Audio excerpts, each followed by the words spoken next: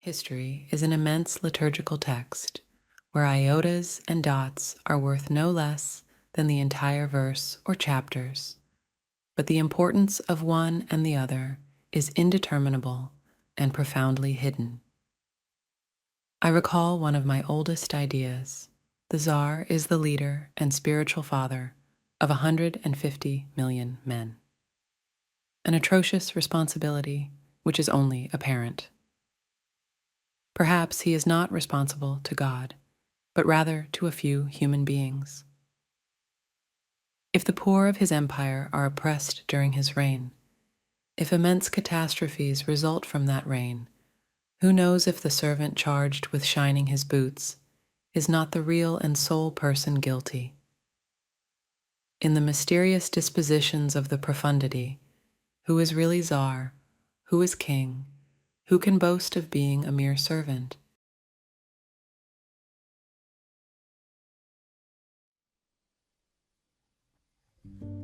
The idea that Bloy is alluding to here is profound. After all, it's not unusual for ideas to carry more weight than whole catalogues of history of which no record exists, whose representatives, heroes and villains, inventors and poets, merchants and sailors, lay in obscurity. These are histories as profound, perhaps more profound, than our own, but who for some reason or another have not been documented. There are no ideas for them. If anything, this contrast shows a difference which not many will immediately recognize between history as such and the idea of history, let alone that the latter, the idea of history, is the more real, more tangible of the two.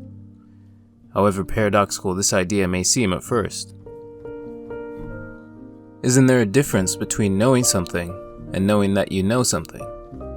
Is not the difference between them as sharp as that of day and night? What's called the mind arises from these conditions. Not when it understands, but when it understands that it understands. Not when it sees, but when it sees that it sees.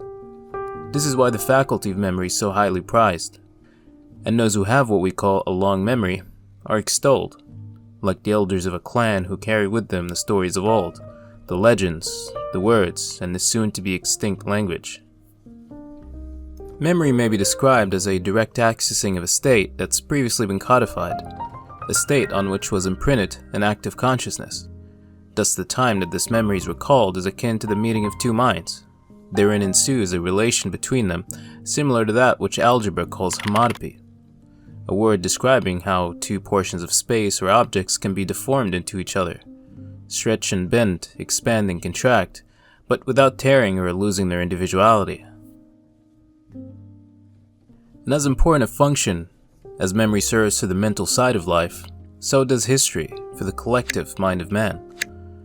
And although it's thought of as durational, history is actually as much a construction as ideas we call memories, and just like memory, a coinciding between the mind and one of its acts, but in history a coinciding between the individual and that primeval expanse in which he imagines his mind suspended, or as Dr. Fraser calls it, a depth honeycombed by unseen forces. All our greatest, most intellectually impressive ideas are of this species of mental activity. They are crystallines, timeless, multidimensional, enduring, with which we interact as geometers in an abstract space. Combining, recombining, configuring, reconfiguring, altering, deforming, reshaping, the mind permits upon its own creation the same acts by which it first comes to form them. Oswald Spengler, author of The Decline of the West, compares the space of nature, that which is studied by the geometer, the physicist, the mathematician, to the space of history, that's equally as vast and complex, urging the historian to study it with the same methodological rigor as the former, for the space of history is permeated by forms adhering to laws which parallel those of nature. But this cannot be done without applying the presuppositions of natural scientific epistemology, which involves the suspension and manipulation of ideas, and the reconstructability, out of them, of those mass ideas of which they are components. There is, one may conclude in this case, something that we may call a metaphysical structure of historic humanity, something that is essentially independent of the outward forms. This admission will no doubt involve admitting that history repeats itself, that there is nothing new under the sun, or that history is cyclical, and that those who define history are personalities, as Arnold J. Toynbee put it, who have played their allotted parts on 1,000 different stages under different names. Here indeed form and function do not conflict. That is, the form of history may be as fixed and unchanging as the laws of physics, but those entities in whom those laws are dressed are subject to the greatest possible variety, like nature and her laws. But can those ideas which are equivalent to the laws of physics be inferred from each other? Can whole historic epochs be reconstructed out of what appears to be contingencies of free will, whose incalculable repercussions only an intelligence as perfect as God's could divine? Or could these repercussions be determined were their laws found to be as mathematically precise as those of nature, and thus mechanically forecasted like a computer?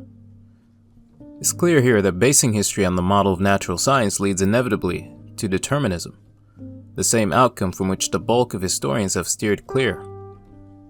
To treat history by analogy to nature would be to grasp it by our own hands, to undertake the task of finding out what it is.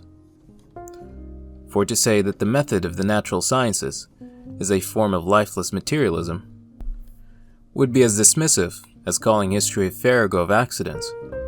Rather, we're of the opinion that natural science should be approached as a place in which our intellectual methods are sharpened before we turn them towards history and the human sciences.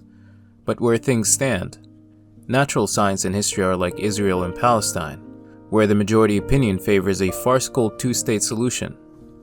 Where things stand, neither can we apply our advanced scientific methods to the study of history, nor can we develop a method for historical study that can parallel that of science. It seems we're waiting for someone to say that the two are not mutually exclusive, but rather mutually inclusive, that the study of nature is that of man studying nature.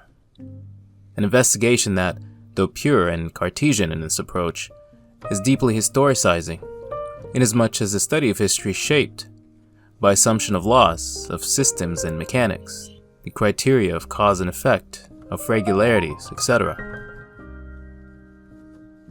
But believe it or not, the chronic view of history is deterministic, that is, molded on nature. There's no distinction because both are a world of becoming. Static only, insofar as things are only ever in a state of becoming. It is certainly we who resurrect the dead and write what they send forth and what they leave behind. Everything is listed by us in a perfect record. The word used here for writing is nektub, the same word used to describe the Quran, al-Ketab, and all other holy books. Al-Ketab is to be understood as a structural element of the Quran, episteme, rather as law whose tenets, though permanent, their expressions as vast and diverse as those of nature, implying that they are valid in all cases and in all circumstances. There's something to be said here which makes this analogy so significant. That the laws of nature are immutable is a statement that cannot be separated from the totality of nature. We can only say of nature this total, that it's nature because of its law-binding role, however ignorant of such laws we happen to be. The word nature itself is an expression of permanence, but in this summation we imply depth, a timeless statement that includes all that which was, is, will, and won't be. Permanence and law are synonymous, and together they make up individuality.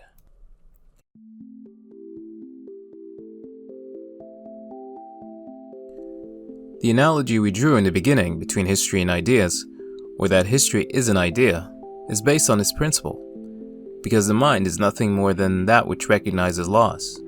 Where there are no laws, there are no ideas, and by extension nothing. It can also be said that the infinite variety of forms of species which arise from nature exists only as new laws of nature, if by nature we mean this law-forming principle and process. What new forms of life arise, then, are just new forms of order. And if we're going to base history on the method of natural science, What we're going to need is a discourse on method, and not an encyclopedia of facts. Al-Ketab in the Quran is a concept that's more inclusive than its use as a description of the Quran may suggest. It's not that the Kitab is a holy book, it's that the holy book is a Kitab. But there's more here to be said, something that stops the Kitab from being reduced to a metaphor for a permanent law, that makes it richer than to be a synonym for nature, something which makes it justifiable as a description for holy book. This is teleology. Teleology with respect to nature, and as Aristotle describes it, is no more than the highest expression of form to which an entity can ascend. Such an explanation, though true, is restricted to this world. It does not include the hereafter. Teleology with respect to the Kitab includes both this world as well as the hereafter. This form of teleology is thus to be called eschatology. Here the laws are separated from their addressing. The laws will have revealed themselves as a record of that which has happened, and by extension all that which hasn't, and which could have, and ultimately what's to happen as a result. It's quite interesting to see how the determinism of nature moves in this fourfold way, and how it becomes its own judge. Al-Ketab is a record, analogous to Borges' Total Library. Not only is it complete and contains a detailed record of the past, every action, every unthinkable repercussion of it, but also a detailed history of the future and the possible futures, how every possible action will, would, has, and can play out. Hence in verse 56 of chapter 30, we read how in Judgment Day, the believers will say to the non-believers, "You have stayed in the book of God until the day of resurrection." Again, the word Kitab is repeated.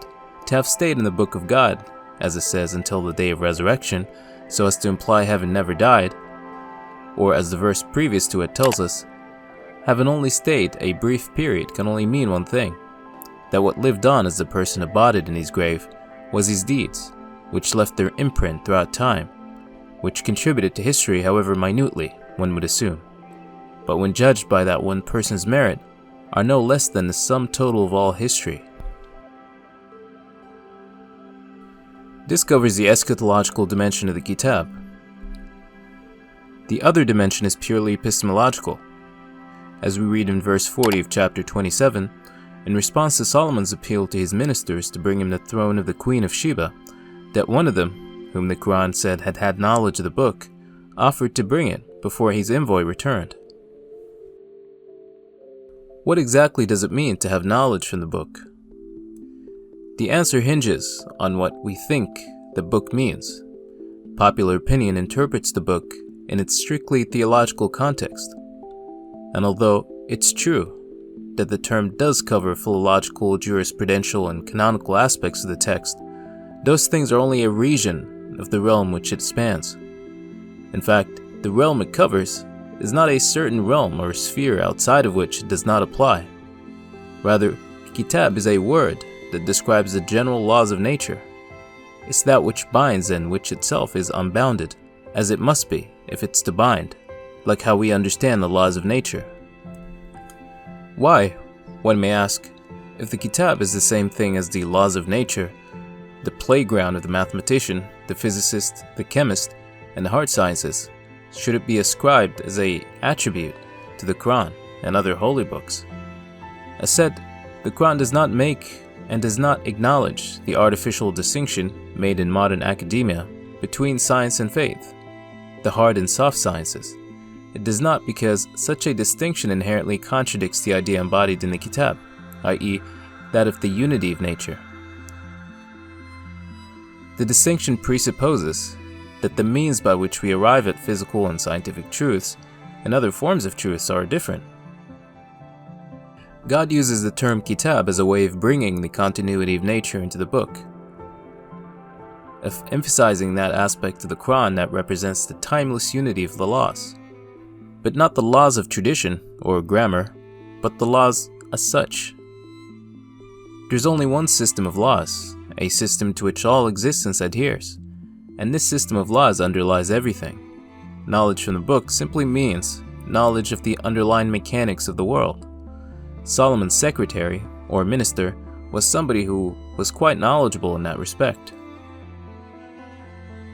But to add to this point, a great deal of misunderstanding can be remedied if our words are properly defined. Like, for example, the throne of the queen, which Solomon requested one of his men bring. We said in a previous video that the throne is simply the engine, the machinery that runs that society. Think about it. When one country wants to invade another, like Solomon had considered, what do they target first? Is it not the economy? Is it not the source of the country's wealth, prosperity? Of course. This then is the throne, not some piece of furniture. Understood this way, we can see how the man of knowledge may have approached the matter, and what the genie, whom the verse says is a craftsman, proposed.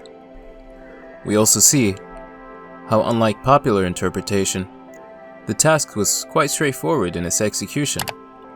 Solomon was considering a war effort and needed to overcome a logistical problem. He turns to his ministers for assistance. 2 volunteered, of which one offered to bring it before the envoy. The Hupu, whom he sent back with a message, returned. The problem is purely logistical, and so was the solution, an intellectual exercise, an Alan Turing breaking the Enigma machine, an imitation game of one trying to access the system by which a certain rival entity operates. To return to the Kitab, the concept appears as a philological concept because, in some sense, this is where it attains its highest expression, as here emphasis is made as to formulation, as opposed to the givenness or accidentalness of laws. The laws, it tells us, are constructions, an explanation that's corroborated by the metaphorically extended forms of the concept where, as we read in verse 79 of chapter 2, the concept is used in the sense of writing or jotting down. What link can this possibly have with natural law?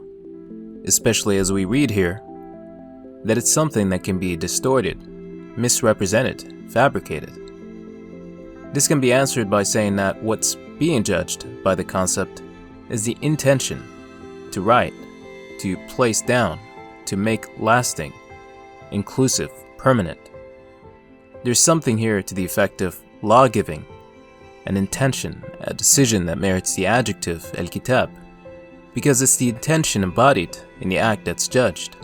We formulate laws and regulations so as to comport to them, and in the process, we presuppose el-Ketab. However much a distortion, a travesty it ends up being compared to the real thing. But more than this, when we formulate those laws, we do so with respect to the Kitab as an ultimate standard of reference and measure, as the ideal. This presupposes that every activity is an attempt at representing some perfect epitomic principle. Rather, in acting, we borrow from the epitomic notion of form, the minimum, the critical mass that makes a certain activity possible. Like how, as Kant says, inasmuch as a body acts, it endeavors to attain a state in which it does not act. What he means is, this ultimate rest is the perfect state to which something which moves aspires. It's for the same reason that Aristotle calls God the unmoved mover, because, to him, motion is a striving, and only that which is imperfect can strive, and not the creator. Aristotle drew from this principle what he calls entelechy. The goal here precedes, or exists before the process. The ideal must exist before its acquisition. In the seed is encoded the image of the full-grown palm tree. The abstraction Aristotle makes allows us to see this principle is universal. It applies as much to the seed as to principles like motion or something like speech or interpretation. There's everywhere some perfect image or model of something of which the activity is both a proof and an approximation. Aristotle schematizes Plato's world of forms and makes of it a standard by which anything, even physical or mechanical phenomena, can be judged. Kant, the expositor of the categorical imperative, modifies this principle further by introducing it under the name regulative ideas. though here is something that regulates, i.e. organizes our understanding and guides the intellect in its pursuit of knowledge, by applying a framework that standardizes our approach. We ask, for example, what is the limit of such and such activity? Say knowledge. If aesthetic beauty is what occupies a person's mind, there naturally arises the thought of the most aesthetically pleasing. If speed, then the fastest possible thing. If poetry, then the most poetic thing. Each conforms to its own standard, and there is a standard. And if there is a standard, there is an ideal, and its existence can be rationalized only as a strife or tendency towards that exemplary quintessential state. But as Cassary said, the object of knowledge recedes more and more into the distance, so that for knowledge critically reflecting upon itself, it comes ultimately to appear as an infinitely remote point, an endless task, and yet, in this apparent distance, it achieves its ideal specification. In the logical concept develops that mediate grasp, which characterizes reason. a question here that's particularly relevant to the Quran is, does the ideal qualify as a judge? Can we judge an activity, though it be a far cry from the real thing, from the ideal, as distant from it as we are from the farthest star, as an expression of it? Is not the ideal simply a standard, and that the standard serves only to point the way, as the verse implies? It rather seems that it's not a matter of comparison, of seeing in something what is missing from it, because that would assume the act to be as complete and thus as perfect as its ideal, which mistakes the role which each is to assume with respect to the other. The role of, say, the imperfect act is only to approximate and approach. It fulfills in that way its role with respect to its ideal, because it will have shared with it a relation akin to that between the genus and the member. This dynamic is actually the answer to much of what we think is enigmatic and insoluble about the universe, and the answer to the riddle of gravity, because something only gravitates to its ideal, which says that it contains this ideal inherently. An agency in the universe, which involves subjectivity, is in some sense a sum of predispositions, and its activity is shaped by the ideal to which at any moment it is predisposed, and gravitation is only the expression of this dynamic at the mechanical level of being. We opened up our discussion with a statement on history, and our discussion naturally led to the Kitab. This transition isn't accidental. We were seeking, as our unpronounced ideal, to bring history into order. How do we judge this massive chaos? What mechanism, let's say, moves this wheel? Are the springs that move this great wheel of history the same as those about which those of nature turn? We answered this to the positive, to the pain of having to justify why the latter, nature, seems comparatively more orderly. What else possibly answers this riddle than our own ignorance of the laws?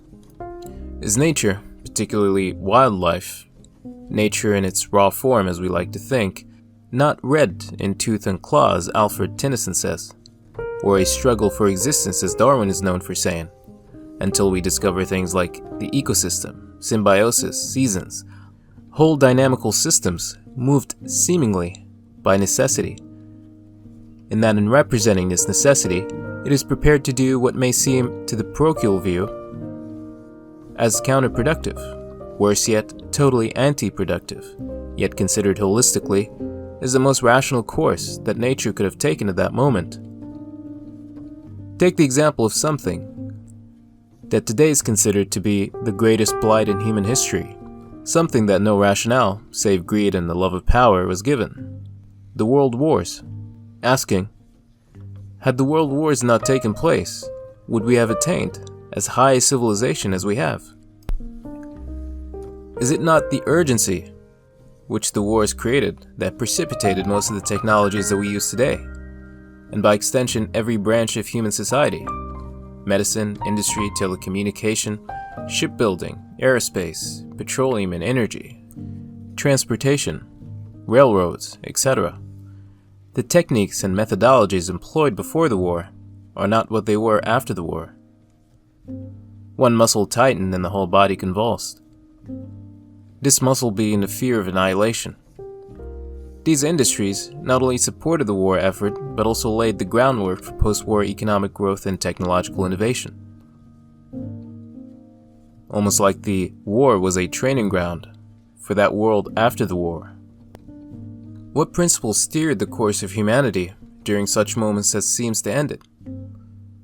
Is it not the same principle that decides the fate of everything that walks? Are not the laws which govern human activity the same? Have they not been the same since time immemorial? And in the context of those laws that have been ordained for man, are there not laws which govern their use? That is, that they should apply differently to different strata of human existence, from the individual up to the genus. Lastly, are they not the same laws which are laid out in abundance in the Quran? We see, for instance, how God enacts the same principles in both large and small scales, and how the journey of Moses, his trials and tribulations, are identical to that of the people of Israel, his people. The fact that he undertook the same journey for which he was tasked with his people. Was not Qarun, to whom God gave immense riches, annihilated in the same manner as the people of Ad, a leading civilization of its time? Looking at it closely, or rather broadly, we see that the same laws that govern humanity are the same because the ways of humanity are always the same. The reasons on the basis of which God prohibited riba and all other financial practices that revolve around it are the same as those by which he decreed the destruction of the people of Shu'aib. What we see here is a scale showing how microsocial phenomena can lead to large-scale macrosocial phenomena. More than that, how at their macrosocial level they become infinitely harder to deal with, and as such the measures taken are to be more drastic, cataclysmic even. Thus we find that harsh measures have been decreed by God in the Quran against certain acts. We find mandates for war, migration, trade relations, etc. All of these are measures that can be viewed as lying somewhere between the micro and macrosocial levels of human activity, mediating and governing the transactions between the two spheres. This shows us that the laws that govern the individuals are the same as those which govern society, that certain events which befall societies, and which may seem inexplicable and completely unrelated to the meager individual, must still affect the individual at the end, unless God sees otherwise. Because society is an organism, a vast hub within which the various fates of its individuals are intertwined, and intertwined in such a way as to shorten the distance between the micro and macro levels.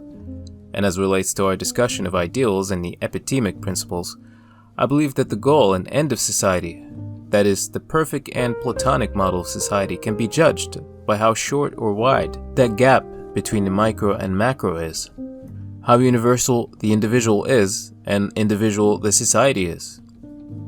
As Schiller aptly put it, two things to take away from this: that the laws as revealed in the Quran are an expression of the laws which have governed society since its formation, that the rationale and justification for the events which have and are affecting civilization, which seem chaotic, abound in the Book of God.